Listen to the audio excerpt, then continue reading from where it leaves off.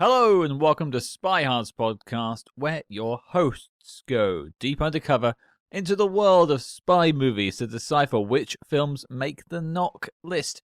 But remember, this information is strictly for your ears only. I'm Special Agent Scott. And I'm Special Agent Cam the Provocateur. And Scott, you know the difference between you and I? I never want to cool off. Never. I'll be in the corner wiping the giant ice cube onto myself, if you'll excuse me. Yes. What a weird way of cooling down. I've never seen that before in my life. Wait, jog my memory. What are you referring to? Wait, what are you referring to? Well, that's when Jimmy Stewart is going to quit the FBI, and Murray Hamilton says this to him. Yeah, he's talking about, it's also being hot. So in the scene we're discussing of the film we haven't discussed yet and confused everyone at the beginning of this episode, in the room that they're in, the air conditioning has broken. They're in Texas. It's very hot. Yeah. And in the corner of the room, there's a giant ice cube that people touch to get some of the residue and wipe it on themselves to cool themselves down. I totally did not notice that. Crazy. The guy that's moaning, the boss guy does it, and also Special Agent Jimmy Stewart does it in the scene as well. Okay, I must have been writing notes, writing that line down at the time and not noticed it. Wow. I think it's a very prominent giant block of ice in the scene. It's I've never seen that as a form of air conditioning in my life, and now I kind of want to try it. In the scene with his partner? When he goes into the office and he's like, boss, I gotta check out these people their land is being taken. That's not it. That's not the scene. No. That's when he's gonna quit the bureau, and his partner talks him into sticking with it. Okay. Well, this was a great intro, everyone. It was, but you know what? You pointed out a odd detail that I didn't notice in this movie. So that's something. And the movie we're going to talk about, I might as well mention it, is 1959's The FBI Story, starring Jimmy Stewart and directed by the FBI. Yeah, literally. The entire FBI was sat behind the camera, led by J. Edgar Hoover. J. Edgar Hoover had extensive oversight of this motion picture, and it's very obvious. Not even a joke, folks. Yeah. This is literally J. Edgar Hoover's movie. Yes, I will get into that when we do the behind the scenes, but if you're watching the movie, you probably figured it out within the first, 12 seconds of the movie. You know when you're watching A Clockwork Orange? And Malcolm McDowell's eyes are pronged open and he's being forced to watch, I think it was videos of kids laughing or something, just to really deprogram his crazy adolescent mind. He's being brainwashed. I feel like this film has a similar effect on people. I mean, I joined the FBI right after getting out of this. I applied and they said, no, we don't take British people. Your teeth aren't right. Yeah, I'm sure they were very open to the Canadians like myself joining. They're very open to you lot joining, I think. Yeah, no kidding. A little too open. Help! Help! I don't want to join the FBI. Help! Don't sign up today, kids. Do not do it. Well, if you haven't heard the story of the FBI, if J. Edgar Hoover and his folks haven't turned up at your house to give you a copy of this film, which it feels like a shame if they haven't, here's your synopsis. And for some reason, it's mostly written in all caps. Does it start with "Join the FBI today"? It's just a hyperlink. You just click on it, and oh boy, I've signed up. You're automatically enrolled the second you click the link. I've already got a revolver in my hand. Oh boy. So I will have to shout half of this. Okay. The FBI story. You are crouched in a basement stairway opposite a theater in Chicago. Keep your eyes on that FBI man across the street. He has set the trap for a deadly public enemy, John Dillinger. What? I don't know. I'm just going with it, Cam. That's the synopsis? Yeah. Are you serious? There's a little bit more. A dedicated FBI agent recalls the agency's battles against the Klan, organized crime, and communist spies. Okay, that makes a little more sense. That middle bit's like a tagline, I feel like. Yeah, that's a long tagline, yeah. Yeah, it's not what I would have done personally, but the second bit is a perfect synopsis. Did J. Edgar Hoover, write the tagline for the movie? He writes in all caps. He does. He does indeed. If he'd been alive when Twitter was around, that's how he would have tweeted. I think you're right, actually. Yeah. What is this? And he'd be saving everyone's tweets. Delete. He's like, how do I save all the tweets? How to get everyone to join the FBI. And then he retweets his own post. That's right. And likes. And likes, of course. I should let people into the secrets of how I do our social media. Ooh. We're starting off hot on this one. I assume, Cam, you watched this years ago when you signed up. Yeah. Well, I mean, both, when I was filling out my application and then also when I was hired. It's funny that I was surprised I'd never heard of this movie because, Jimmy Stewart was one of the biggest stars of that time period. Aww. And this is a 2.5 hour, like, lavish, something of a blockbuster movie. Yeah. That you'd think just, you start Googling Jimmy Stewart, this one is going to pop up as a poster somewhere. And so, like, when I discovered it and added it to our list of movies to cover, I was genuinely surprised that it was not one that popped out. I kind of understand why it doesn't get mentioned so much, mostly because it's very dated. Mm-hmm. But yeah, I wasn't familiar with it, but I was very excited to watch it, I gotta say. I had no stakes in the game. It's just another spy movie for me to enjoy, as we all do. I watch along with you folks most of the time. To be fair, I don't have a lot in it. Sure. What we got was something different. Big Jim McClane would love this movie. Oh boy, the House of Un-American, whatever it is. Activities, yeah. Yeah, I think this is their like calling card. Yeah, it lines up with that time period. Yes, it does. I was shouting "How stand the Union" at the end of this film. The Union stood strong by the end of this film. Oh, it did. So I guess we have to break down this film, and it's a rarity because it's a docudrama. So a lot of this isn't really a film. Yeah, no, that's accurate. I made a note very early on where I said, is this a movie or a tour of the FBI? A tour? Well, it is like a tour because they're just like guiding you through the offices. They're saying, like, this is what these people do. This is how their offices are filed. This is like our weapons supply. And I'm like, okay, this is like infotainment, as The Simpsons famously coined that term. Oh, for sure. I mean, this is a propaganda piece. Oh, yeah, big time. I don't care where you sit on America and their activities as of late or in the past. This is 100% to, like, you look at like the war propaganda films, they're there to sell war bonds. This is by design to get people to sign up and join the FBI or law enforcement. And it opens with just an absolutely glowing, like, thank you, hallelujah for the FBI. The heroes out there keeping our streets safe kind of stuff. I know, and I'll take this opportunity because, we'll make some jokes in this episode, I'm sure. I can speak on behalf of Cam. We're both very big fans of people who are first responders, work in law enforcement, and protect our countries and serve our countries. So this is more taking jokes at this film more than the people who actually do these jobs. I'm going to make a lot of jokes about this movie because this is like the passion project of J. Edgar Hoover, a man who was very strange and used the FBI for some very shady dealings. I actually don't know much about the guy's history, so I don't really have any of that info in my head.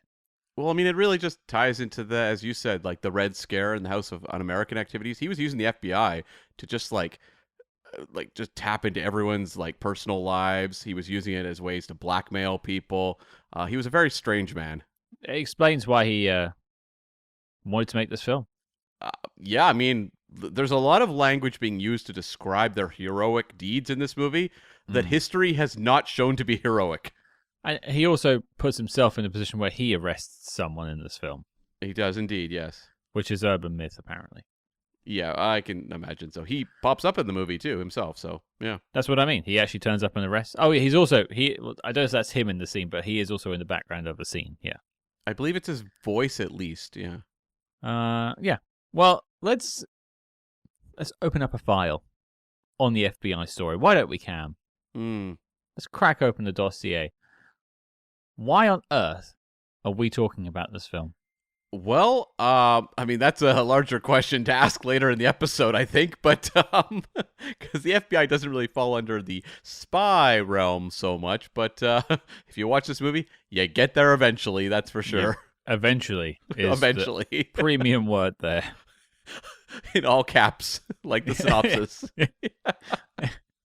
I think I'll write my social media posts for this week in all caps in celebration of that. Right. So this was based on a book called The FBI Story, A Report of the People from 1956 by Don Whitehead. And Don Whitehead was a American journalist born in Virginia who worked for Associated Press covering World War II. And he was a guy who was in a lot of the hot zones throughout World War II. He was in Egypt, Algeria, Italy. He was on Omaha Beach on D-Day. He also had the first story about the liberation of Paris. And then a little later down the road, he won Pulitzer Prizes, 2 of them, for reporting on the Korean War. So, like, this was a guy who was a very reputable journalist and wrote this this book about the FBI that had a foreword by J. Edgar Hoover. Now, I haven't read this book, but I'd be very fascinated to...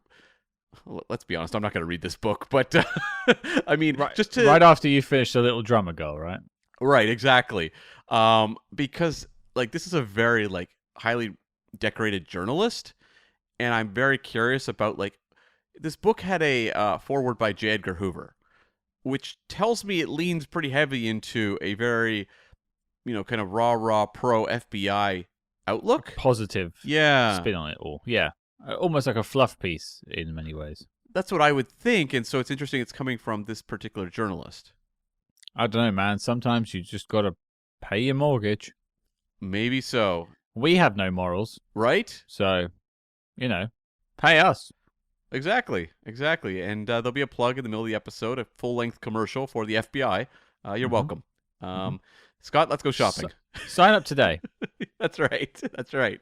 And actually, Don Whitehead wrote another book in 1970 called Attack on Terror, The FBI Against the Ku Klux Klan. Okay. Which you see the events of in this movie, but obviously he fleshed that out into a larger book later down the road. Which is interesting because that's like the smallest mini story in this film, more or less. Yeah, I'm not sure why. But for whatever reason. Probably because of when it came out. I guess so. I don't know. Like, I mean, the smallest one is the first story we see, but we'll get to that in a second. So the rights to this book were purchased by Warner Brothers for $100,000, which would be quite a sum in those days. And they brought in 2 writers. The first writer was John Twist from Missouri, who'd gotten his start with a story credit on the 1927 Ranger the Dog star vehicle, Breed of Courage, which sounds amazing. Sounds very American. Ranger the Dog? Something about it. This sounds very American. I mean, probably.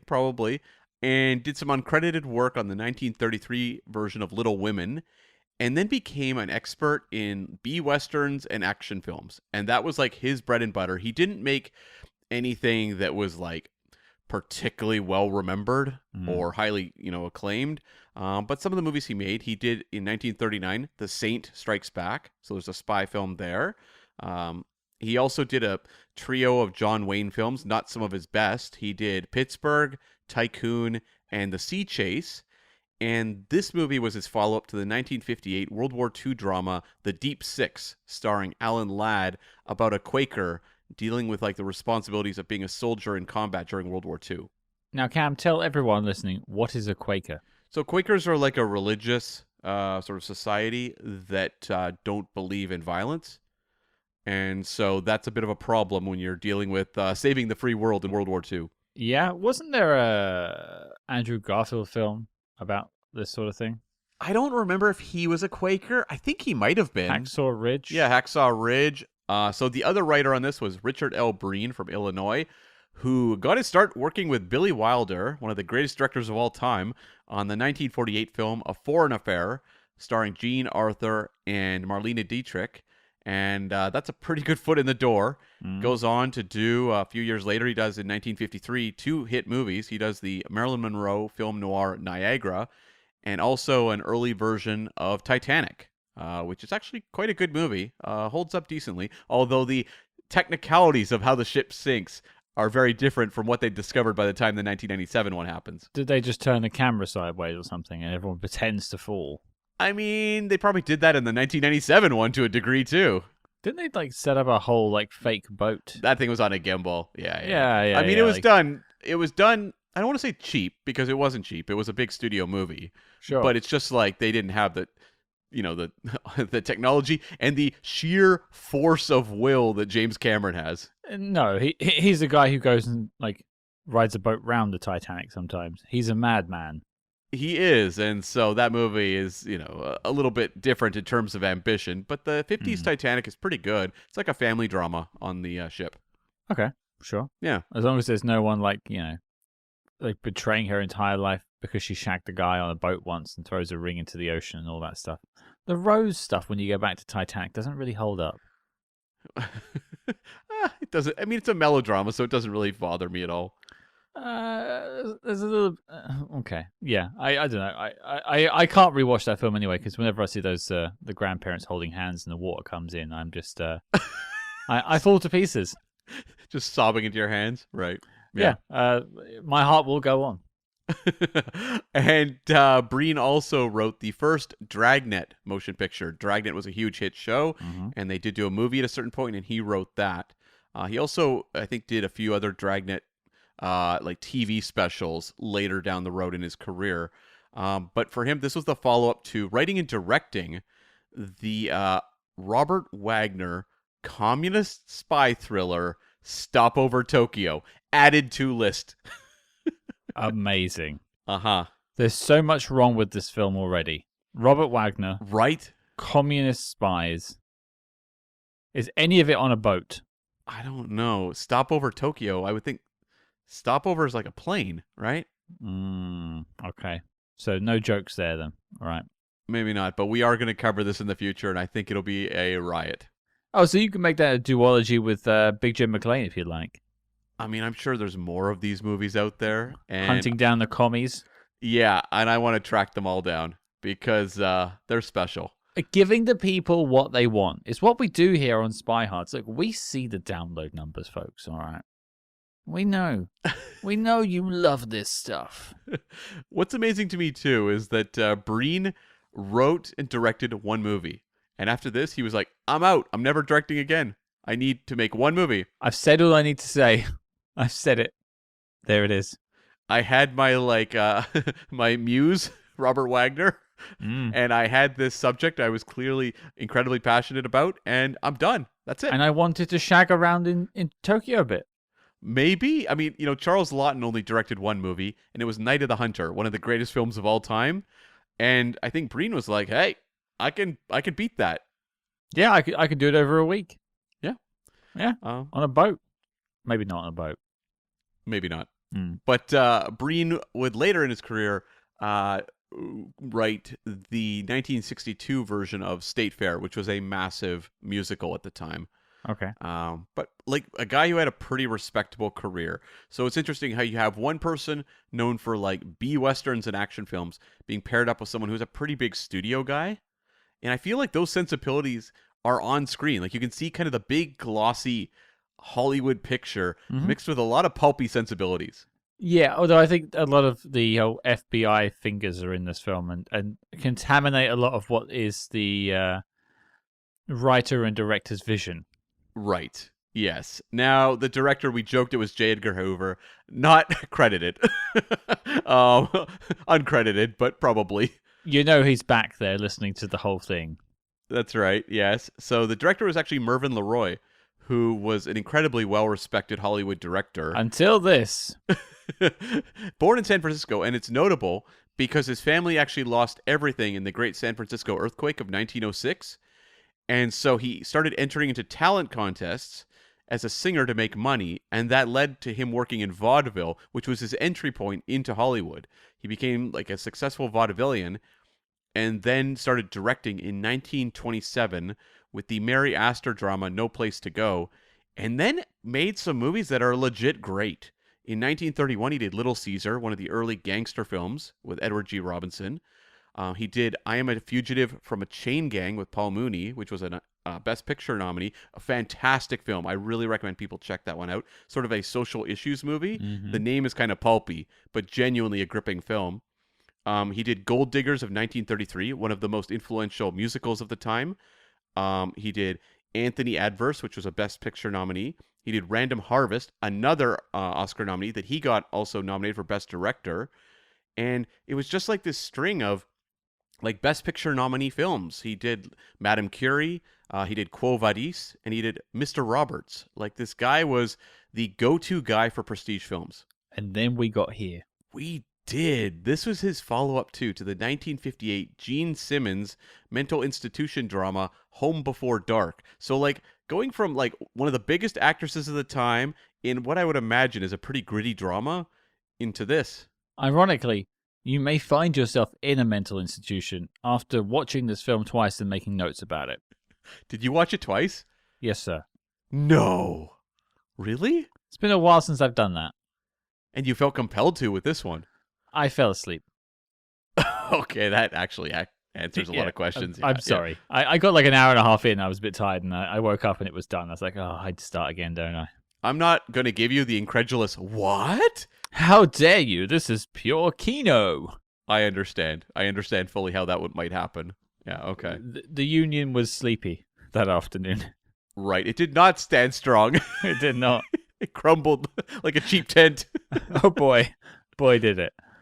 So this was the first film made with the full cooperation of the FBI. You don't say. Right? And it was vetted by the Bureau at every conceivable level, to the point where there was actually 2 agents on set at all times during the production of this film. I wonder, like, who they annoyed to get given that duty.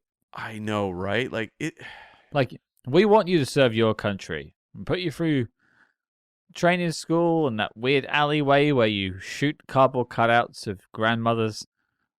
And then, like, okay, first assignment, we're sending you to babysit a film set. I know. And routine security checks were performed on everyone in the production on a regular basis. They were terrified of anyone in this movie, in a notable way, having communist or criminal pasts that would reflect badly on the FBI later down the road. I'm kind of hoping that you're going to tell me Jimmy Stewart was secretly a communist. No, sorry. Dang it. Now, J. Edgar Hoover, who requested reshoots of sections of this movie because he felt it wasn't glowing enough in its depiction of the FBI, he requested Jimmy Stewart, who, for those that don't know, and older listeners will be very aware of this, but Jimmy Stewart was basically Tom Hanks of that time period. He was the most trusted movie star in the world. He was someone, I mean, I guess John Wayne would have been as well, but like Jimmy Stewart was like squeaky clean, and he was someone people saw as like the face of America because of movies like Mr. Smith Goes to Washington. And it was just like, you can trust what Jimmy Stewart says. So J. Edgar Hoover was like, I want Jimmy Stewart to be the lead of this movie and talk about the FBI, because the audience, especially the American audience, is going to believe what he says. Oh, I mean, that's the person I would have picked. I know, right? In that time period? I'm just more surprised as an actor he wanted to do it. It's really strange because he was 51 at the time, and he's playing a 20-year-old at the start of this movie. Yeah. You think about like the lengths that Tom Hanks had to go to do that movie recently where they play him through all the years. Yeah, the movie Here. None of that is featured in this film. You just have him getting grayed up a bit by the end. Was he grayed up? I thought he looked the same the whole movie. I think they like spray painted his hair. Okay. It looked terrible. Like, he looks so old at the start of this movie. It's pretty funny. Yeah, he's not exactly chipper. And his name is Chip. And his name is Chip. I mean, we'll get into his name. It's a fantastic lead name. John Michael Chip Hardesty. It's the all-American name. Yeah, it right? is. Yeah. So what is it again? The full name? John Michael Hardesty. Yeah. I mean, and yeah, calling him Chip for short, that is, rock, flag, and eagle, baby. Yeah. And so this will make people laugh, I think, as well. So Gramercy Pictures had tried to register the same title, the FBI story, for a different project because they'd purchased a novel, that was put out in 1950 by Mildred and Gordon Gordon. Yes, two Gordons. And so there was actually a kind of fight over the title of this movie, and the judge decided in favor of Warner Brothers. And so the Gordons filed a plagiarism suit against this production, claiming their work had been submitted first. Now, Warner Brothers argued, sorry, this film is a documentary. Yeah, I'm not sure that would have stood up in court. The Gordons were awarded $54,000 in damages. Yeah. Did their film ever get made? No, it never happened. No. I think they probably made enough money out of that, to be fair, though. Yeah, they ended up just shelving the concept of turning that novel into a movie, and so that was that. Also, if you're named Gordon Gordon, would your nickname be Deuce? Or just G2? Would your nickname be Deuce? Why Deuce? Double? Yeah, okay. I don't know. G2 is not really a very cool name. G squared? You never had a nickname in school, did you, Cam? Hey, guys, call me G2. No. Please. Yeah. No one's ever been called G squared as a nickname in their life. It was probably just Gigi, right? Oh, Gigi would work. Although there was that like musical Gigi, and I wonder if people would just like call him that as a joke. What passes for comedy round your way, Cam? References to old musicals that people don't like that much. Cam doesn't leave his apartment very much, folks. He talks to a cardboard cutout of Lieutenant Commander Worf most of the time. No, it's a cardboard cutout of J. Edgar Hoover. Get it straight. I'm so sorry. He's been watching me like day and night. He still is. He's recording everything, taking copious notes. He's actually dropping into this podcast later on. That's right. Yeah. So I couldn't find the budget on this movie, but the movie was a success. It made $3.5 million domestic. I don't know that this was getting a big international release. FBY. Right. Yeah. Yeah. Yeah. It just doesn't translate at all. No, I agree. I mean, we make movies about the police, and you make movies about the police, and that translates better. But a specific organization... Actually, then again, James Bond films are all about MI6. Yeah. But it's about a specific character, I suppose. And it's not about, like, actual events that MI6... operations that MI6 ran that are being packaged as a fluff piece that's basically a recruitment ad. But those films do exist. Are they released here, though? You talk about, like, what Operation Mincemeat was. I haven't seen that. Okay. I mean, it's a fluff piece for World War II, so it's not exactly helpful. That's different, though. I think if it's a World War II movie, people can kind of wrap their head around it. But if they were making an MI6 film that was just a glowing portrait of why you should join MI6, I don't know that that's going to get a lot of play over here. No, I think that... I mean, also... It's not going to work because the whole idea of the film is not to make money, it's to make recruits. Yes, exactly. Yeah. And I don't think the FBI can hire foreign nationals. No, not to the best of my knowledge. I mean, Lord, no, you've tried. I mean, on the X-Files, there was aliens involved, so that's a little different. They did take outer space people. They did. Wasn't it like the black slime people or whatever it was? Yeah, there was those. There was the alien bounty hunter. No, he wasn't part of the FBI. He just wore a suit. Yeah. And the smoking guy also. That's right. What is he? Truly. Yeah, because he got shot in the head with like a rocket and somehow only had a scratch. So. And then came back in that really bad movie. And then came back in the really bad reboot series. Yeah. Yeah, the reboot got better, but it started rough, yeah. I only watched the first season of the reboot. I never watched the second one. Season 2? Pretty good, gotta say. Really? Yeah, it was, actually. I do recommend season 2. Huh. Yeah. So the top 3 for this year, number 1 was Ben-Hur, which was an absolute, juggernaut at the box office. Ben-Hur? What about Ben-Him, huh? Number 2 was The Shaggy Dog. And number 3 was Some Like It Hot, which was a Billy Wilder film. So there you go. Great film. One I've actually seen. And starring Marilyn Monroe, who was, in a movie written by Richard L. Breen. So it all ties together beautifully. I thought you were going to say was like once dating J. Edgar Hoover. Not to the best of my knowledge, but, well, let's just say I don't think J. Edgar Hoover was interested in Marilyn Monroe. I think he's dead, so you can just sort of say your piece if you want. Well, like, I don't think it was ever said, but J. Edgar Hoover, I believe, was gay.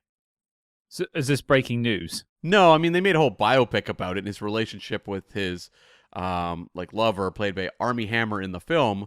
But it's not like he was out. It's not like it was known in that time. It's something that people now tend to acknowledge. Fascinating. Yeah. Okay. Yeah. I didn't know that. So he was overcompensating with like the un-American activities stuff.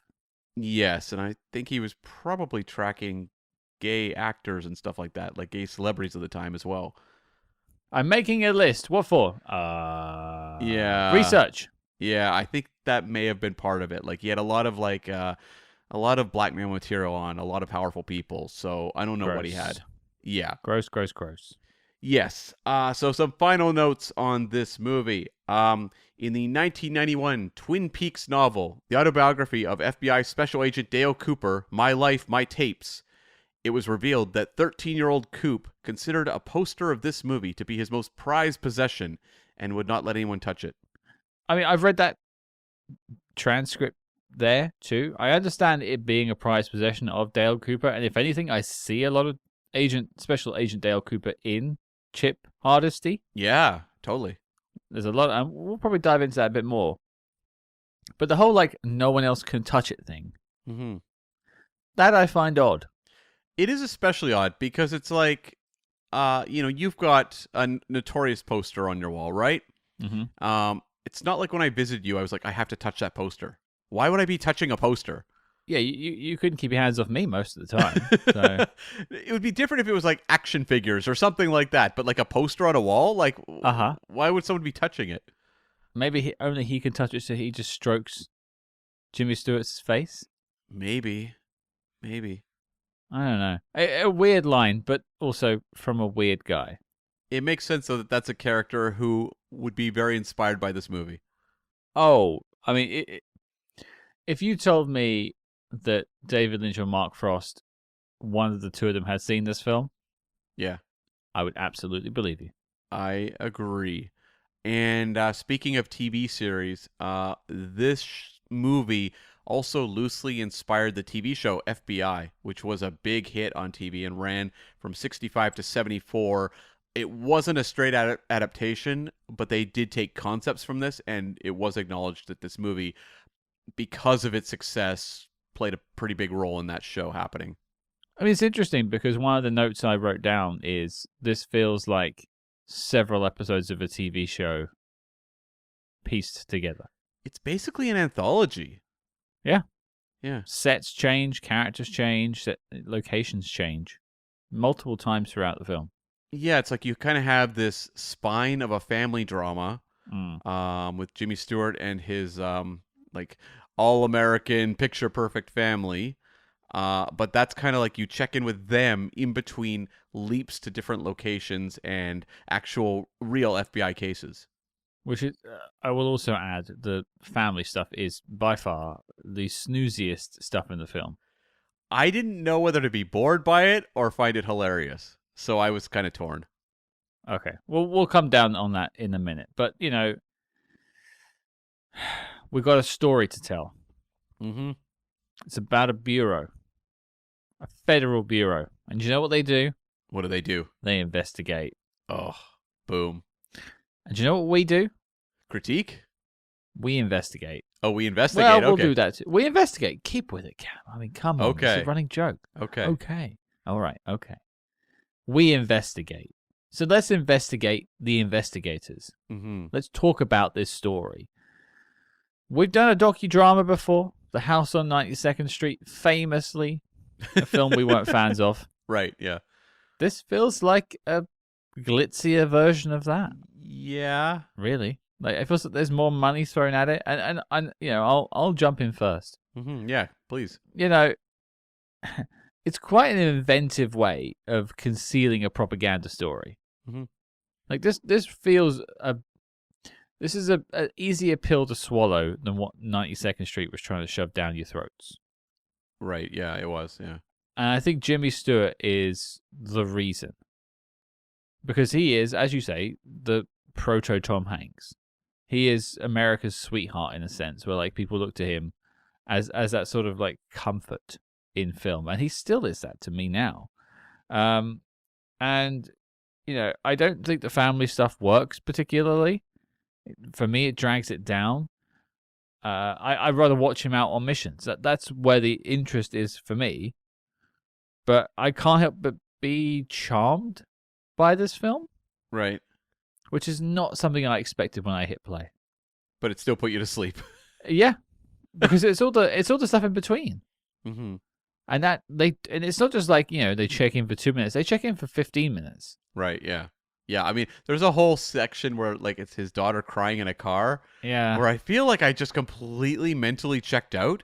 Like, I feel like my body, Doctor Strange, like, separated from, my inner essence, and the two of them just went in separate directions.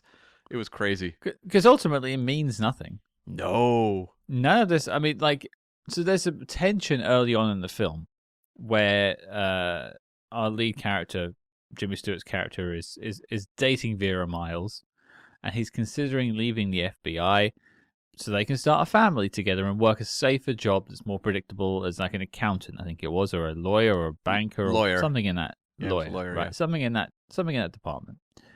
And eventually he's pulled back into the FBI when J. Edgar Hoover turns up and makes his big reforms, which is a real thing that happened. Yeah, the big speech that you see, like, just the light on Jimmy Stewart's face when he's listening to J. Edgar Hoover talk. And you could bet J. Edgar Hoover was double checking that script. Oh yeah, yeah. And so the idea is it's the family working through him being an FBI special agent and dealing with that throughout the film as time passes by, because this really takes over like the course of about 25 years, 30 years maybe. And you're dropping into the family in between him doing cases. But it feels like the energy leaves the film whenever he finishes a case and goes to one of his, like, I got to return home to do my laundry and talk to my woman stuff.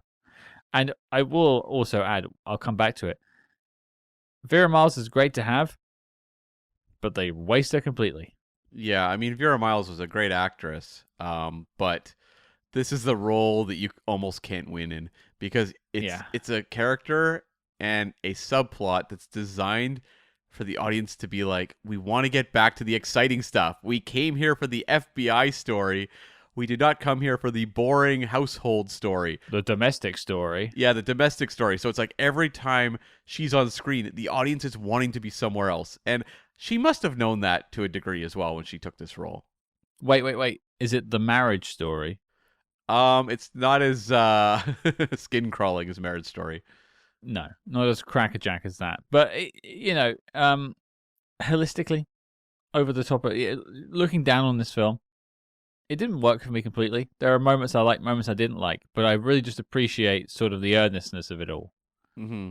There is a real, like, kind of reminds me of Captain America a little bit. What I liked about that film and The Rocketeer as well. Whereas today, if you did this story, there would be like jokes and there would be like quips and they would be looking down their nose at it all. Whereas this, I know it's a propaganda movie, and I should be like folding my arms and saying, no, I don't want any of this because I don't believe in X, Y, and Z. But ultimately, I get behind the character of Chip. I think he is doing the right thing, and I want to see him doing his job. Right. Yeah, I'm like kind of torn on this movie because on one hand, it's really manipulative and gross. Yeah. Like, there's a reason that this movie is not something that's regularly watched anymore in any real way. And it is often kind of dull to sit through. There was definitely periods where I was getting frustrated. And I was also, I could not, I had pitched this movie as a spy film because if you read the synopsis on like IMDb, I think it mentions spies right up front. So I'm like, okay, cool. I said it's the last of the lines. It's communist spies. Yeah. So I was like, okay, this is perfect. We don't normally cover things that are from like the FBI perspective of like domestic crime. Sure. So it was like, oh, okay, I guess this does count. And I spent a lot of the movie sitting there going, uh-oh. Yeah. Uh-oh. And getting more and more impatient because I'm going, I know they're going to tackle spies at some point, but like when? And I think it's the last half hour of this movie is when it finally, I mean, there's references to like fourth columnists and things like that. Sure. But it's not explored in any real depth. What I think I enjoyed about this movie overall was like just kind of hopping from different cases.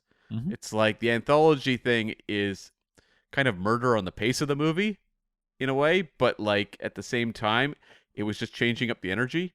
And I would go, okay, like, you know, this one story maybe isn't that interesting, but oh, this one's a little more interesting. And suddenly I'm perking up and going, oh, okay, well, that's kind of cool. And it was just kind of fun to see characters like, you know, real life people like Ma Barker and, you know, like the famous gangsters of the 20s popping up, John Dillinger, like having the, you know, way he died on screen with even the correct movie on the playing at the theater that he was walking out of. Things like that. Those little details I thought were fun. And that kind of kept me going. But, you know, it's something that, like, I almost wish it was more insane. Because, like, the thing about Big Jim McClane was that movie was absolutely crazy. John Wayne is surfing at one point. Yeah, and I was like, I wish this one had been cranked up to almost a hysterical level and not had as much of a kind of respectable sheen to it. Because if it's going to be manipulative and basically just a recruitment ad, give me the insane version of that because it's just more fun to watch. Yeah, give me like, oh, we're working on laser beams and stuff like that. Like just, or in the future, our agents will be using jetpacks. Yeah. Versus this one, which is, you know, well acted, like a very respectable production in terms of just how it visually looks on screen. Some fun ideas here or there. But, you know, overall just kind of a odd movie. This is really a SpyHards special in many ways. And there are times where I'm like, oh, it's a shame this film fell off. Yeah. Like, there's something interesting here to be mined. I completely understand why this film has been lost. Yes. Why people do not talk about it. I do not think this ever appeared on any of Jimmy Stewart's, like, highlight reels. No. But I think there is something worth exploring in here.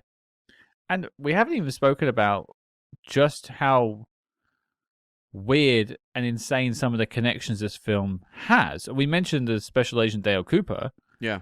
But to tie it together with the spy story at the end of this film is all to do with Rudolph Abel, which is, you know, the Mark Rylance character in Bridge of Spies. At the beginning of the film, you see him arrested by the FBI.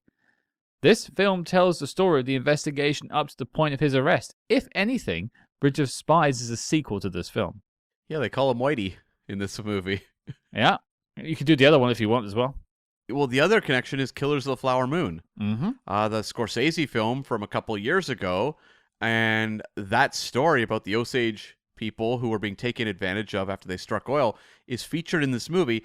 Oddly, though, I was watching it and it immediately like connected going, oh, okay, I know this happened and I didn't realize this was tied into this movie. That's interesting. Yeah. But then like the character who is clearly the Robert De Niro character in the Scorsese film popped up and I'm like, oh, okay, there he is. And I just pulled open my phone just to look at the, because they said the name of the character and I was like, is that right? And I looked up the De Niro character in Killers of the Flower Moon and he had a different name. And I was like, yeah, okay. And then they referenced his nephew, Albert, in this film. Which is a DiCaprio character, right? Whose name was Edward in the film. Uh-huh. And I was like, okay, was this different people? Like, because there was other people obviously associated with what was going on in these crimes. But I thought, why do they look, especially the De Niro versus, you know, the character in this movie, they look pretty much the same. And I was like, that's odd. And then they referenced that Albert was married to Molly. And I'm like, well, Molly's the character from that movie. And it turns out they only used the real names of the victims, not of the perpetrators. So wait, which film got it right? Killers of the Flower Moon. Okay. Yeah. Interesting. Yeah, I thought that was interesting that they used the real names of the people who were murdered in this film, but not the people that had done it. Okay. I did pick up on that. But, you know, like, I did the same thing as you. Like, they mentioned like, some of the names, and I was like, oh, Killers of the Flower Moon. Cool.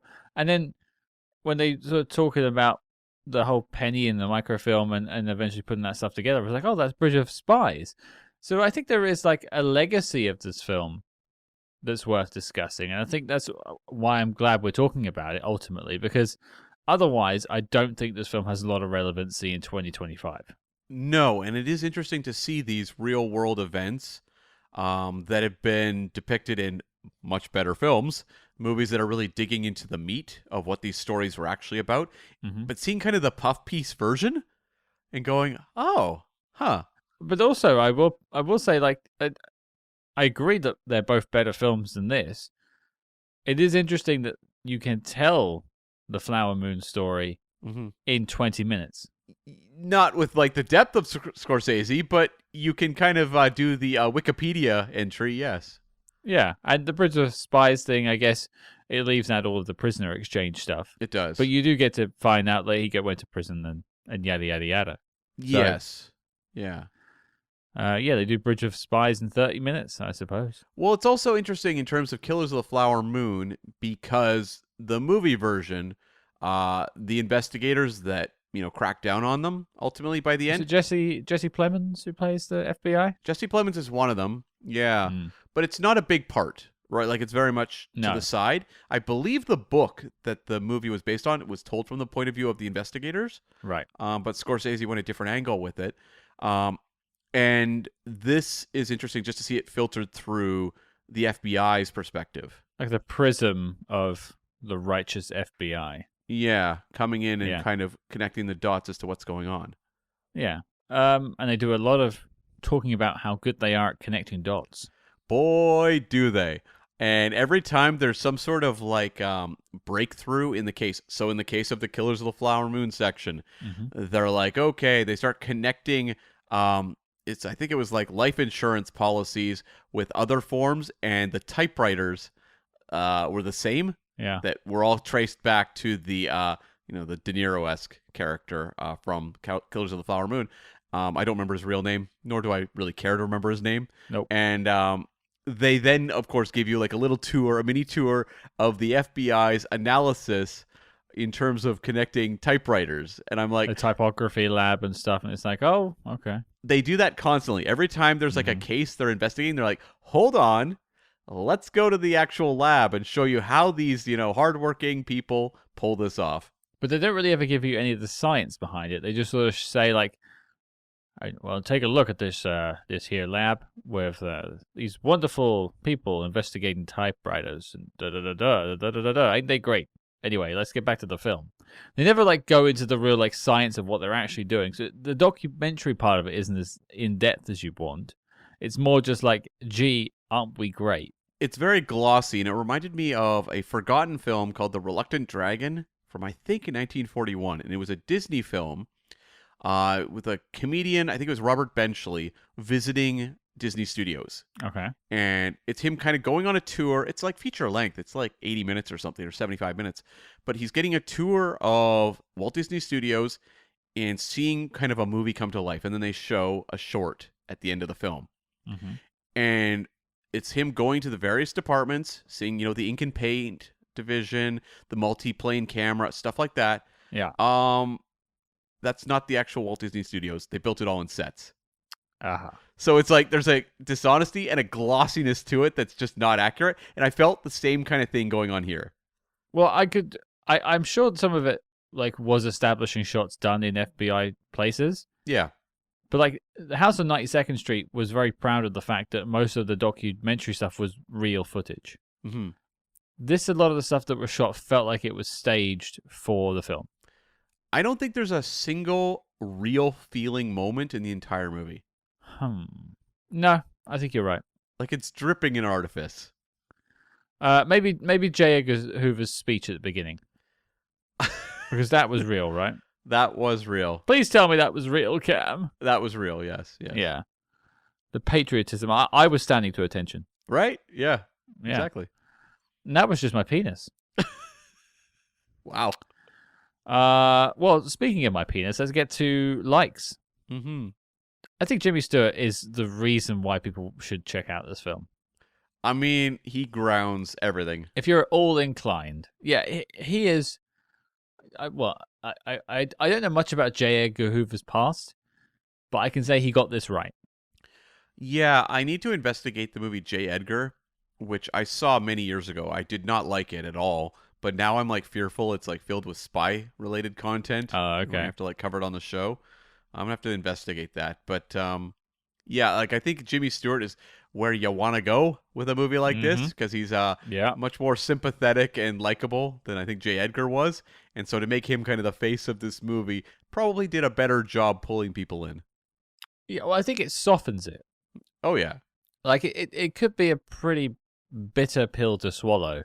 This look how good we are Hmm. thing in a time where like trust wasn't all that high in the government. I mean, it's not like it was the 70s, but you know they coming off of back-to-back wars and stuff. Like it just wasn't in the best place, and the FBI's reputation wasn't all that great either. Right. Um, so you know it could be a very saccharine thing. But Jimmy Stewart comes in with all of his charm and all of his wit and all of his earnestness and gives you a grounded performance of an FBI agent that's a bit of an archetype that will go on to be used in other places. Again, mentioning Twin Peaks and Special Agent Dale Cooper. That's sort of the scout, the Boy Scout. You know, that kind of righteous, go for broke, will always do the good thing Hmm. kind of guy, and I buy it. I buy it 100%. Well, the thing about this movie is there's not a single like authentic character in the whole movie, including J. Edgar Hoover. And the thing is, like, you want a Jimmy Stewart because if everyone is archetypes and stock characters, Hmm. you need personality. And like you've got some I think great actors here. I think Vera Miles is very good in a thankless role. Mm-hmm. She's just like someone who walks on screen. You're like, she's a movie star. She just holds the screen. And I actually thought Murray Hamilton as his partner. I was going to bring him up. Yeah, like again, it's absurd. His character is really silly. I mean, he dies. Don't take me inside. I want to talk about the lilies or whatever it is. Lilacs. Lilacs. Just spouting off random nonsense about lilacs. And you're like, okay. That's how I'm going out. Right? Like, the thing is, like, these are not believable characters as human beings, Mm-hmm. but thank God they're there. Thank God you have movie star presences kind of carrying you through this movie. Well, there's a couple of scenes. I'll mention like the Rudolph Abel arrest at the end of the film, where there's two G men who go in and arrest him, FBI agents. Yeah. And it's such a stiff delivery Uh-huh. that I feel like that was just two FBI agents that they asked to do it. And that's something I said about 92nd Street, is a lot of it felt like it wasn't real actors. It was just actual people doing the job. Mm-hmm. And this film could have been that. You could have got like a lower par actor who was just like, no, I'm an FBI agent. I'm going to just read them their rights and just do it. Whereas Stewart finds a way of adding a softness to it.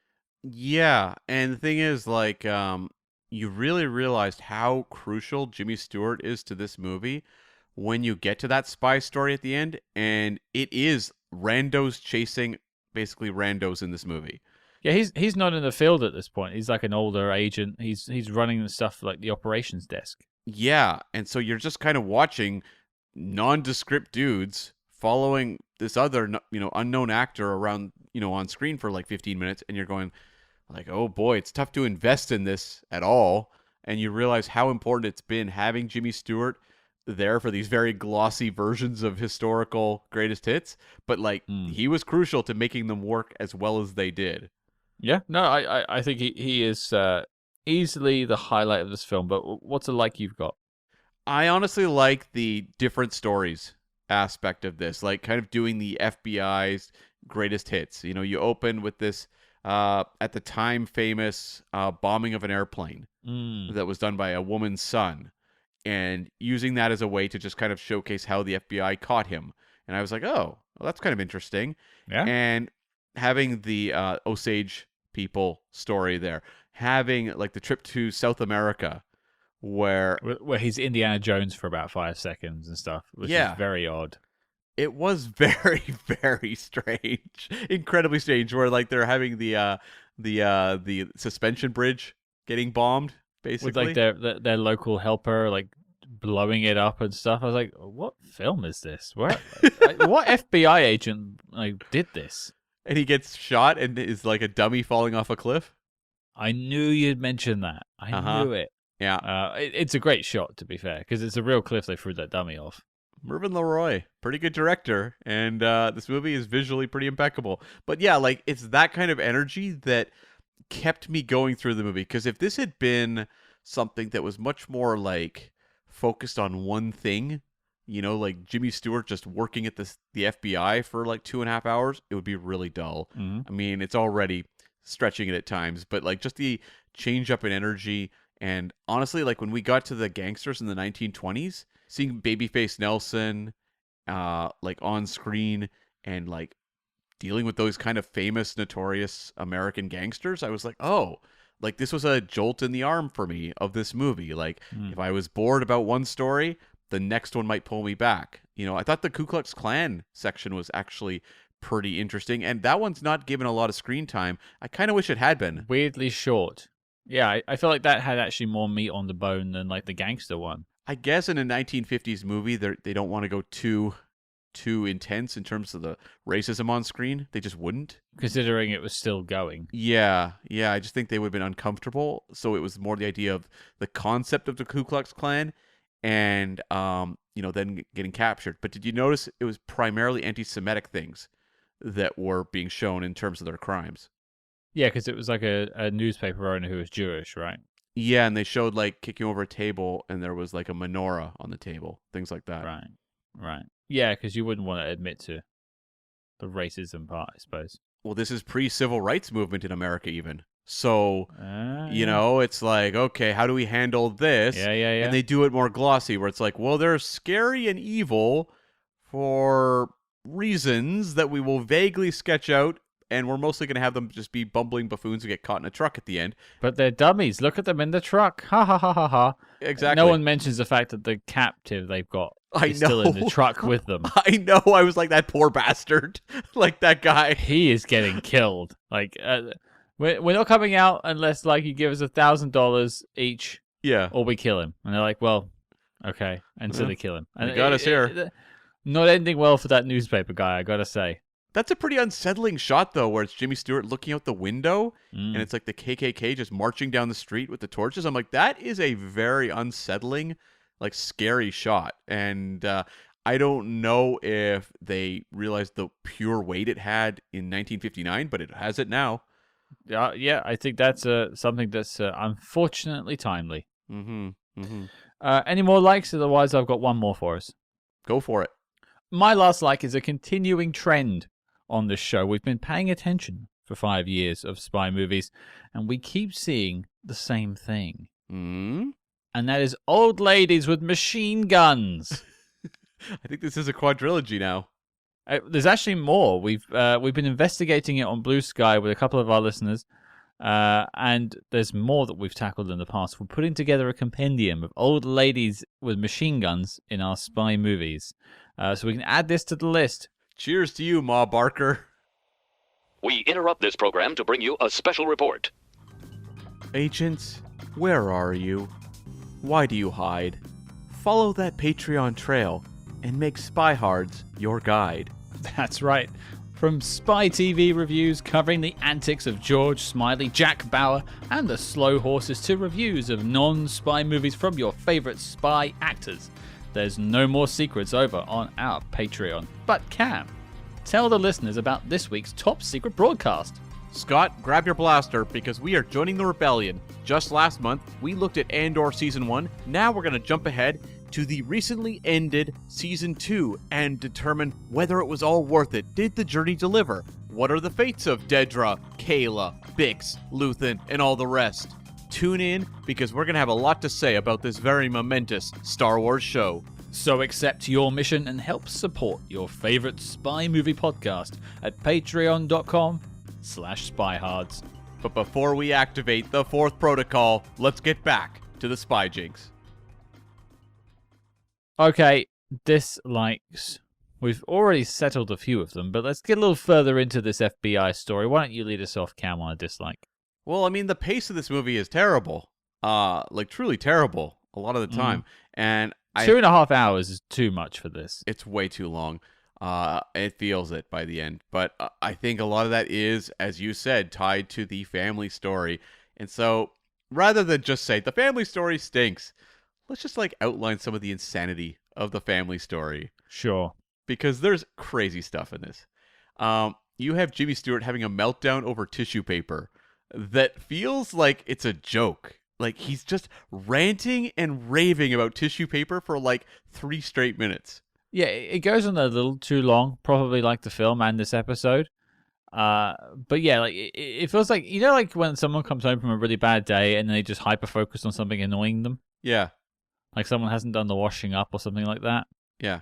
It feels like that. It feels like he's had a bad day and he's now just taking it out on his kids. It's very strange. Like that scene is like almost feels like an actor vamping. There's also the fact that like his partner in the FBI who dies has a son who ages very quickly. And he's like 72. It's like, yeah, he's older than his dad. Yeah. And is then dating his own daughter, which I find a little bit like incestuous. That was weird. That was very strange. And then like in the same party where they're courting each other, the daughter and the son of his best friend, former best friend, his son comes home and announces he's joined the Navy by playing, I think, the naval theme or the army theme or something. It's very odd. Yeah, the Marines, right? Oh, sure. I suppose that's another division of the armed forces in America, is the Marines. So yeah, it's like a gender reveal party. Yeah. Like what anthem is he gonna play? Is it gonna be the army? Is it gonna be the Marines? Is it gonna be the Navy? The Air Force? Oh, he's played the Marines. Oh. At a point in the movie too, Jimmy Stewart buys the son a beanie that plays Yankee Doodle Dandy. It's on our artwork this week.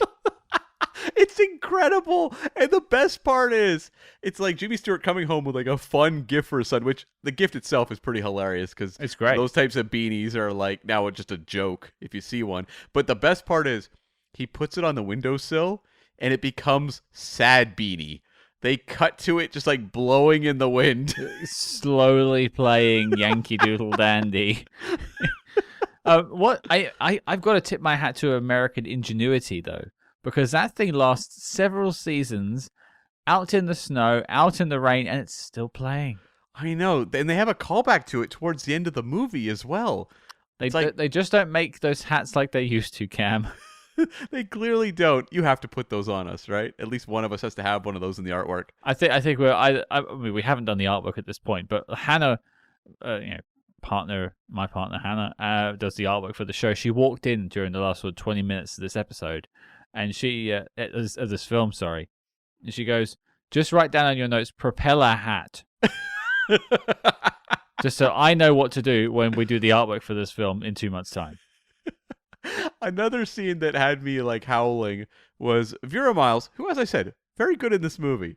But her and Jimmy Stewart, they're having marital problems because of his, obsession with his job. And also the danger associated with the gangsters in particular.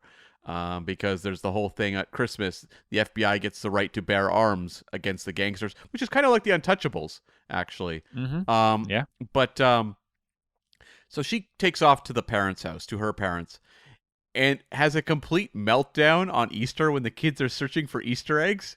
I just can't hide them like my husband can. Then the kids are like, I'm Mom, a terrible mother. And the kids are like, Mom, you did it wrong. And now this kid doesn't have any eggs thanks to you. You've ruined Easter. Which brought up a question in my mind. I know that that's how Easter used to be. But like, what did you do when you got all these like real eggs that were just painted? I don't know. I mean, I would have to assume they're hard-boiled. Okay. Yeah. So then you'd eat them? That's not as exciting, though, as chocolate. Well, sure, but chocolate's expensive. Eggs are not expensive. I know, but, like, don't you think Easter got a lot more exciting when it became, like, Cadbury cream eggs and things versus, like, kids getting real eggs? I mean, sure, that's why it's changed over the years. Or, I mean, nowadays, kids still do the Easter egg hunt, but it's little chocolate eggs. Yeah. But the only thing I reckon you got back there was some very gassy kids at the end of the day. How excited would you be to run around and search for real eggs? I mean, I don't know. If I was Paul Newman, I'd be pretty excited. Oh, good call. I've watched films. I've seen things. I'm a cool hand Scott. Yeah. I also just like was trying to make sense of some of the decisions because you have like Jimmy Stewart has 3 kids, right? Mm. And then his wife has a miscarriage. Yeah. Like with their 4th child. Mm-hmm. And there's this whole scene of her being like, I'm not a real woman. I'm not a real mother. And he's like, no, we've got 3 beautiful kids. And I'm like, why is this here? Like, what a weird injection of domestic drama. I can only guess that's in there to give Vera Miles something dramatic. It has to be, right? Because otherwise she's just playing like the nagging wife. Well, initially I thought, wait, is this Chip Hardesty like a real person? Because there's nothing affiliated with him that actually feels like a real human being. No. But like that felt weirdly specific, but I guess that was just a way, as you said, to give Vera Miles something to chew on in terms of being a very capable actor. I mean, I guess they gave her that and the Easter egg meltdown, but very weird. Yeah, there's other bits of lunacy in this film, like the middle daughter's main problem in life is she's unable to finish off her valedictorian speech, and then because of stage fright decides she's a failure. Yeah, that would know her. And has to have the pep talk with her dad. But it's like very long, that section as well. Yeah, I don't get why that's there. And you have the son dying at Iwo Jima at the end, but I'm like, oh, okay, like that's depressing. It's like I guess they want to like work in tragedies along the way for this family, but it doesn't inform like how he is as an agent. No, that's the thing. It's like a lot of people lost sons in World War II. Sure. And so like, I'm not making light of that, but it's like you expect it in a movie to inform the character. Like maybe he's more conservative going forward or something like that. Maybe he's not willing to take risks because he wants to protect his family. That's how you would weave it into a modern story. Or maybe he's having a crisis and thinking about leaving the FBI. Sure. And the death of the son, who died protecting his country, inspires the father to say, you know what? Like, I have a role too, and that is to protect the country by working for the FBI. Ergo, I need to do this in the name of my son. Nope. I got to keep that union standing. Yeah, they like show the Iwo Jima statue at the end of the movie, but that just felt like more of a callback than anything that was dramatically earned. The only thing I've got to add really on the dislikes, because I've said, again, it's too long, I've said that Vera Miles kind of gets shortchanged here, and the spy element comes a bit too late to really call it a spy film. Yeah. But we're here now. You're all here now. We're having a party. It's fine. The only thing I'd say is this genuinely feels like it should have been told as a TV show. And was. Kind of was. This and was. And I think like the FBI story TV show ran for like 9 seasons. Yeah, and I think it's back. I think there's a new version on TV now. Like, yeah, that's pretty cool in its own way. Mm-hmm. That it has that legacy. But I think in this format, it doesn't quite work. No, I agree. Because in a TV show, you can like have that family thing running in the background episode to episode, because that's like a additional part of the story, and then he goes to work, or she goes to work, or they go to work, or whoever it is, and solves crime. Yeah. Fine. And then at the end of the episode, they'll come back together, have TV and dinner, and there you go. Case closed. It's all good. Right. No, I agree. It works. Yeah, like this just didn't work as a 2.5-hour film. I also just another dislike is just that this movie is I get it, it's 1959, it's on the wrong side of history for a lot of things, like when they are really cheering on kind of the internment of like what do they call them, like hostile aliens or something during World War II. It was so it was, they basically said it was only people who were like causing trouble. Yeah. And not okay Japanese and German people, whereas in reality we know what they actually did. Yes, a lot of horrors were wrought on a lot of innocent people. Which people often forget about. Yeah, so that stood out to me quite notably. And also just like the Red Scare stuff at the end. It's like there was a lot of really bad things happening there too. And the movie does not have the perspective to be aware of that. Yeah, I mean, I don't know much about the FBI and its history, but from what I've seen over the years of documentaries, it's not without its problems. Sure. Yeah. And they're singing the praises of it throughout this film, whereas I'm sure if you dug into some of the FBI's work on these cases specifically, let alone the countless other cases they worked on, you would find that it wasn't all just G. Williker, G-men doing their job. Well, it's even like the Osage people. Those crimes were going on a long time before the FBI stepped in and actually put a stop to it. Yeah. So this is a propaganda piece. It isn't trying to be some lofty, cinema masterpiece, and so it really shouldn't be appraised as one. Yeah. And I don't think we have. But I guess before we get to the knock list, let's just go to any final notes. I've only really got one left. I think I've tackled everything else. But what do you have for us, Cam? I've got a few things. The first law of espionage. Yeah. Turns out it's look ordinary. I've always said that we would make terrible spies. Yeah. I'm not so sure anymore. We look very ordinary. A little too ordinary, quite frankly. We blend in so much. Do. We are beige. Yeah. Like we are just blending into the walls. The world ignores us. The podcasting world ignores us. Our partners ignore us. We blend in. My partner doesn't even know she has a partner. My partner left me. Oh, no. No, I'm kidding. I hope not. She's currently breaking down over failing at Easter egg hiding. My dog is really annoyed. He wanted actual eggs, to be fair. He doesn't like chocolate. So, he's like, I don't want this.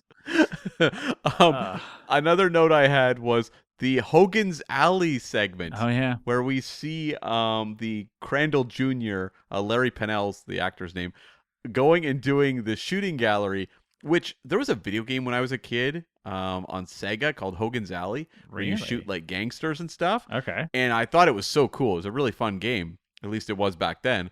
And when they brought this up, I was like, oh, that name actually applied to something. This was the most hilarious, self-esteem crushing shooting gallery you've ever seen. That guy was like not a fan of Crandall Jr. No matter what you do in this shooting gallery, you fail. Like, you cannot succeed at any of it. It was a real thing, though. Was it the same, like, no matter what you did, you were wrong? I don't know about the feedback. I'm sure that changed over the years, but I'm just looking at some pictures of the actual FBI training course, and yeah, it's similar. Yeah, like I believe it's a thing. I mean, we've seen that in other movies. So like I 100% think that would be something they'd be training FBI agents on, but like it was the critiques. And it was named after the game was named after the actual thing at the FBI headquarters in Quantico. So it's all connected. There you go. But yeah, like I was laughing so hard at a certain point because like at first you're like, oh yeah, he shot at the wrong target. Sure. That makes sense. I get it. But by the end, it's like that was like an undercover mailman, and you're like, what? It's like, oh, you shot both of the two people you were supposed to shoot, but you shot them in the wrong order because one had a shotgun. It's like, yeah. Leave the guy alone. He got the shots off first. Like, what the hell? Some of them got really obscure though, where you're like, what? Like that's crazy to like be docking someone points for. To be fair though, yeah, Crandall Jr. was thinking about leaving the program and then eventually stayed and became an agent. Given that he shot an innocent civilian and an FBI agent during this tactical scenario, I'm not sure he should have passed his training. No, that's true. I agree with that. A couple other notes I had. This movie opens with Jimmy Stewart narration. There's a lot of that in the movie, and I don't think it works particularly well. Oh, boy. But the opening line is, Webster's International Dictionary defines ... And I was like, that's a thing? Someone actually said that in a movie? Because that's a cliche The Simpsons. Because it's the joke, isn't it? Yeah. It's always the joke. Like Friends and stuff, they'll always be like, you can't start a speech by saying the dictionary defines love as blah. Yeah, like that made me laugh so hard that they actually did that. That's how square this movie is, folks. Although when you did a speech at my wedding, Cam, you did start off by saying Webster's Dictionary defines love as. You queued up my next point beautifully. The wedding scene in this movie between Vera Miles and Jimmy Stewart. Did you notice how sweaty the priest was, or the minister? I didn't know. That man has buckets of sweat coming off of him, and no one else is sweating.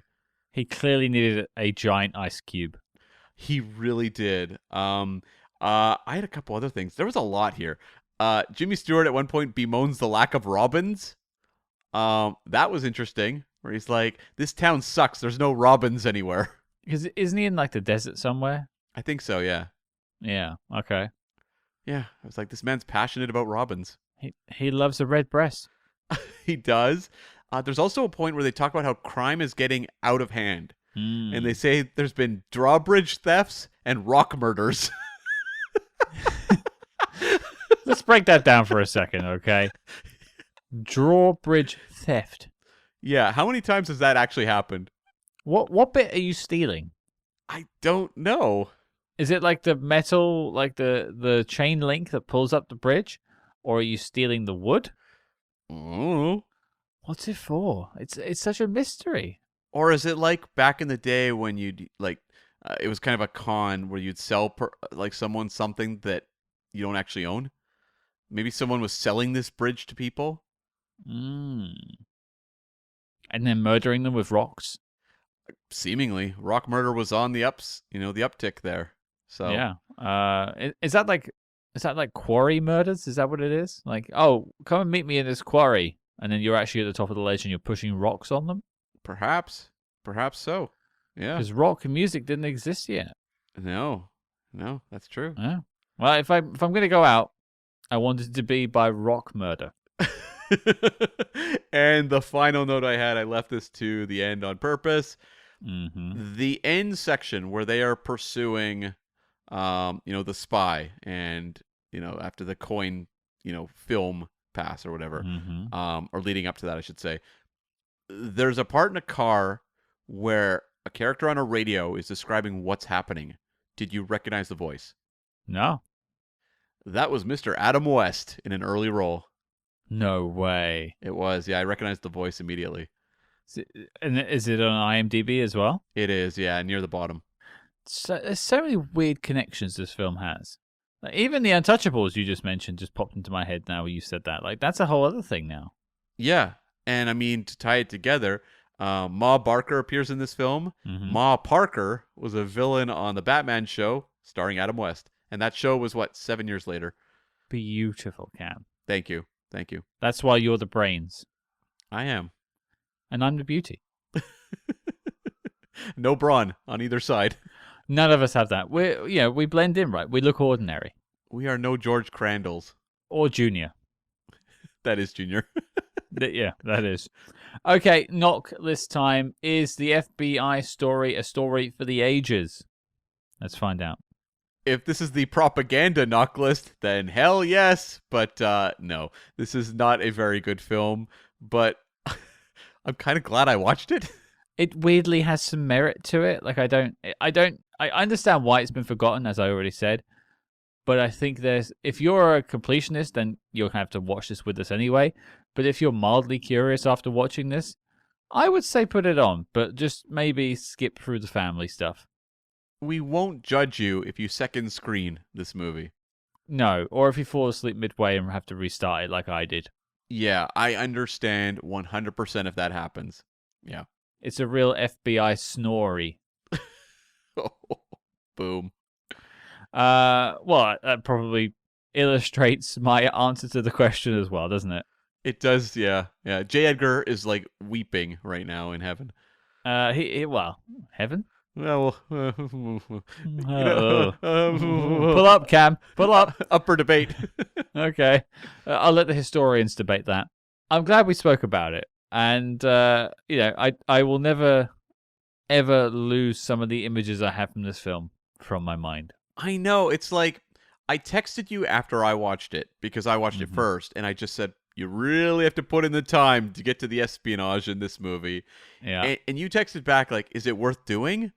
And in my mind, I'm like, yes, we have to talk about this weird movie. Well, it's often where we have more fun. Yeah, exactly. A lot of the time, these weird corners of spy movie. But yeah, is it a must-see? No. Yeah, agreed. There you go, folks. 2 no's, and as such, the FBI story is not making the knock list. Another misfire for the FBI. Yes, true. Well, I'm sure their record keeping is immaculate, so we can close this dossier and send it off to a bin somewhere. Do we have to answer a question about this one, or is it interesting enough where we don't have to deal with that? Oh, the disavowed? No, I don't think so. Okay. There's enough interesting elements and moments that were actually holding my attention. Sure. Before we sign off, I did have a question. Okay. In this film, you find out that Vera Miles' character is pregnant for the first time because she has a craving for shrimp and ice cream. That's right, yeah. What's the weirdest meal you've ever had?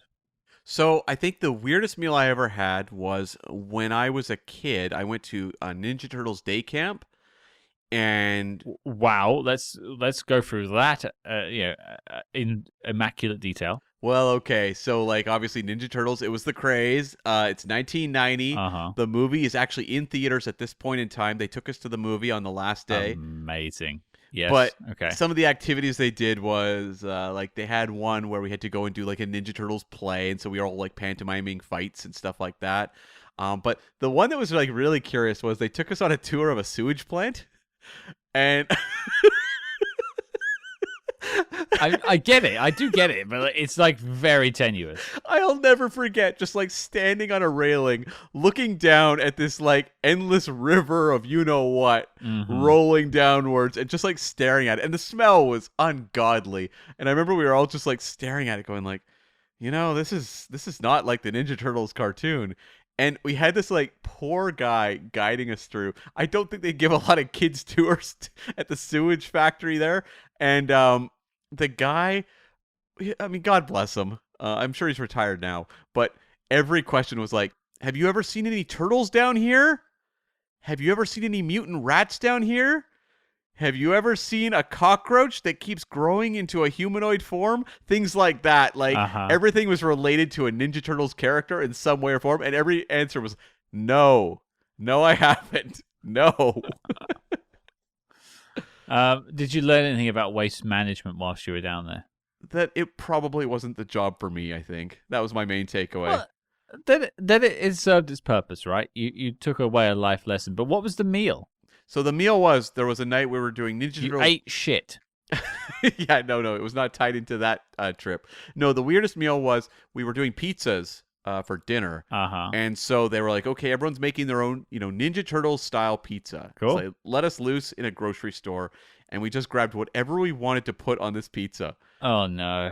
And so it was like pizza with like marshmallows, like jujubes, Smarties and M&Ms thrown on top of it. There was I remember someone put cough lozenges on top. That was a weird choice. And then it was all covered in like tomato sauce and cheese, and we ate the whole thing. Do you recall? I mean, ironically, my answer is also pizza. Yeah. Your pizza sounds better than my pizza. Okay. I mean, we all liked it, but we were also like 9 or 10 years old, and we were getting a sugar high eating pizza. So, It does sound, and also at Ninja Turtle camp. Exactly. Yes. Where you're all walking around in green face. And exactly. And I think we were watching Ninja Turtle cartoons while we were eating it. Ugh. I once went to a place in the south of England called Mr. Blobby Land. Mm-hmm. I don't know if you're familiar with the British icon of Mr. Blobby. No. He'll haunt your dreams. Okay. Look him up after this, or do it now if you want. Yeah, tell the story and I'll look it up. Well, Mr. Blobby, it's not even the answer to the question, but the Brits listening will know who I'm talking about. Oh my God. There it is. That's that Mr. Blobby reaction we all know and love.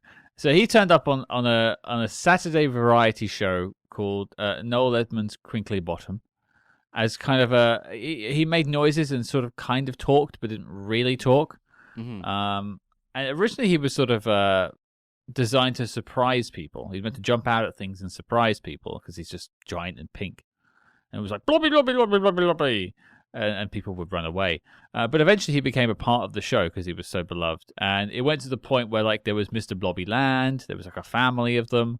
He had a single, a charting single, went to #1 in the UK. Oh my God. Yeah, don't listen to it. It's awful. And yeah, still went to #1 anyway, but you can blame the kids for that. Yeah, so I went to Mr. Blobby Land once, and that still haunts me. Wow. Yeah, okay. I mean, I didn't wear pink face on that one though. No, I think it sounds like I had more fun with mine. I think you did. Yeah. I did get to sit in the Mr. Blobby like chill lounge on Mr. Blobby chairs and watch Mr. Bean reruns on VHS. Okay, that's pretty good. Yeah, that's cool. Yeah, I enjoyed that. Mr. Bean learnt to swim in the same pool I learnt to swim in. Oh, that's awesome. Yeah, the episode you see him going to the pool and he goes up on the diving board and stuff, that's the swimming pool I learnt to swim in. Oh, that's incredible. This is why, like, in London, you get all the best, like, film locations, and they're just, like, all, like, easily reachable. Whereas, like, for me, I mean, it's rare to see a movie in Vancouver, shot in Vancouver, and when they do, they're mostly trying to disguise it. Yeah, we don't, because you want it to be LA or Seattle or something, whereas it's not. Yeah, so they'll do a lot of green screen, or, they'll CG add things, like in the movie Skyscraper. I recognize the whole area where that big building is. But like they've CG'd in the building, kind of it's right at the waterfront station here, so it's just not as cool. Well, to answer my own question, it was also pizza, and it was a pizza that had mealworms and crickets on it. That's disgusting. Wasn't as bad as you'd think. Okay. But it just looked terrible. Okay, well, I'll take my cough lozenge pizza over that one. They're very high in protein and low in fat, I will say that. Yeah, but it just like I ate it because I was dared to eat it. Mm-hmm. I would never order it. Let's put it that way. Okay. When you bite into a cricket and like it explodes, right? There's like a juice explosion, like you're eating a raisin. Yeah. It's a bit grim. Yeah, that's not my thing. No, mealworms are tiny. You can't really taste those. I think I would take the shrimp and ice cream over that. I mean, I could eat shrimp and ice cream one after the other. Right. But yeah, not simultaneously. Anyway, diversion, but you've got to talk about Mr. Blobby, and where else are you going to do that, I suppose? That's very true. But that's the FBI story, and the Mr. Bean story, and the Mr. Blobby story, and the Turtle Power story. But what story are we talking about next week, Cam? Scott, we are leaving irrelevance behind and diving headlong into relevance. We are going to tackle the new Mission Impossible movie, Mission Impossible Final Reckoning, with a declassified episode. I'm very excited. I mean, so excited. We are leaving the murky waters of SpyHards specials, the films you've never watched and you probably won't, to a film you might not have seen yet, but you probably will. That's right. Mission Impossible is out this week. Comes out, I think, Wednesday, Thursday around the world that this episode drops. We're going to have an episode out next Tuesday. We're going to take a non-spoiler talk about the film, and at the end of the show, we'll talk a bit about the spoilers. It won't be a full deep dive. We'll do that down the road, but it's sort of our initial thoughts to the film, and if we think you should be going to check it out in theaters. I'm sure a lot of you will. It's a big one, probably the biggest spy movie of the year. I'm excited to go and see it, so much so that actually I am going to a press screening ahead of the release. Way to rub it in, Scott. Thanks. Yeah, no press screening for you, Cameron. But yeah, I'll talk all about that experience as well. That'll be I'm sure a lot of fun. You know, there's a lot of questions about this. Is it the final reckoning? Is the word final an apt word? A question we shall be answering, folks. So your mission, should you choose to accept it, and it's actually one of the first times I'm saying that, and it's meaningful, is to join us next week as we take a look at Mission Impossible, The Final Reckoning. Will the entity take over the world, or will Ethan Hunt save the day? I mean, it's Tom Cruise leading the film. You can figure that one out. Send your love to us. Come and join us over on our Patreon, patreon.com/SpyHards. Over 100 bonus episodes just to accompany the almost 353 episodes that we have on the air at the moment.